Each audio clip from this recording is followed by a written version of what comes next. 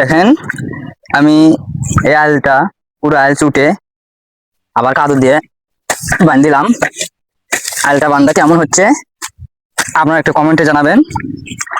শুধুমাত্র এই ইন্দুরের জন্য এত খাটনি করা। এই ইন্দুর পুরো আল মাটি বের করে ভেঙে মধ্যে নেমে গেছে। আল দিয়ে মনে করেন যে পানি এমনি চলে যাচ্ছে আলের ভেতর দিয়ে, আলের গাঁত মাটি নেই। এই পুরো আলটা আবার বান্ধিলাম, সকাল থেকে খাটনি করতেছি। দেখেন, শুধু এই ইন্দুরের জন্যই এত খাটনি করা লাগলো। তবে আলটা বান্ধা কেমন হয়েছে আপনার কমেন্টে বলে যাবেন।